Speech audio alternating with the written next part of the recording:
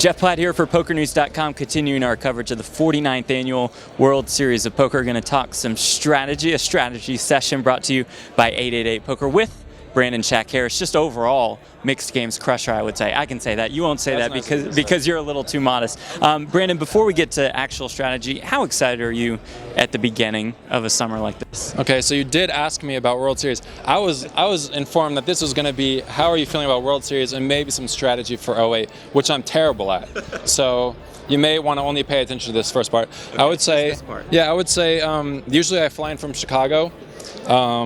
You're not Sarah either. I'm not Sarah. I co-host the Poker News podcast with her, though, so any messages that you want to send that's what throws me off, see, because I'm used to seeing Sarah right away. I'm used to flying in from Chicago. We live here now. My fiance and I moved to Vegas because she's from here. Okay. So now the World Series of Poker is just happening when we're here, and I don't have to prepare my mind. So I'm still tired.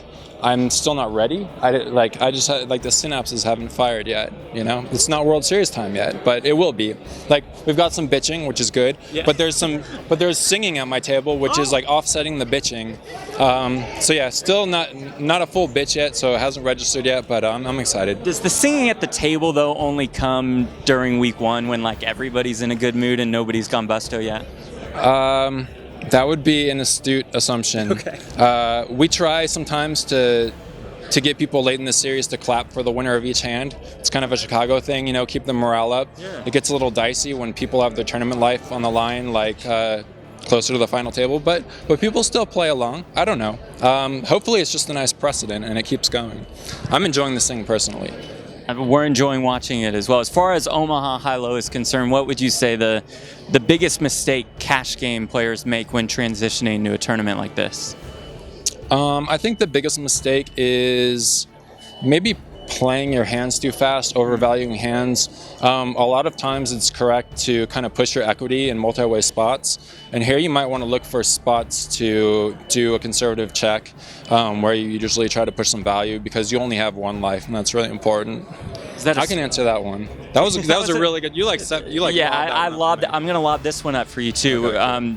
Just what you were saying, is that almost more important, especially in the early levels of a tournament like this, where the structure, I'm assuming it's pretty good, at least super early on. Yeah, earlier levels you can actually play it like a cash game. So if you want to go ahead and push your equity, that's also a really good point that I didn't think about. So yeah, early you might be making me some money here because I'm already. So I have a piece now, right? Yeah, Worlds. Oh, of course. You get the 2% free roll. I'll give you you get the 2% free roll on this for reminding me of that. Because yes, I'm not flying it from Chicago. It doesn't feel like World Series. I forgot the beginning levels, so I can just play like a cash game. So I should be pushing some equity, a little bit of equity advantage. Yeah. Thanks, I appreciate that, Jeff. Yeah, no problem. Sarah might not have gotten that one. Exactly. I'll give Sarah 0.01% of the 2% free roll. That's good. When you're approaching the money bubble in a World Series of Poker tournament spot, are there more advantages you can take against players who just want that cash? Yeah, of course. Usually when you get closer to bubble time, average stack tends to be closer to 10 bets, and usually you're kind of sitting around 8, so you're kind of handcuffed a little bit, but you're still definitely looking for spots to looking for people who are being conservative with their stack to kind of bully. Yeah, absolutely. And finally, for the strategy session, which you have aced so far, by the way, when lows do not come in on the river, does that present more opportunities to bluff? Definitely. It depends on the texture of a lot of flops.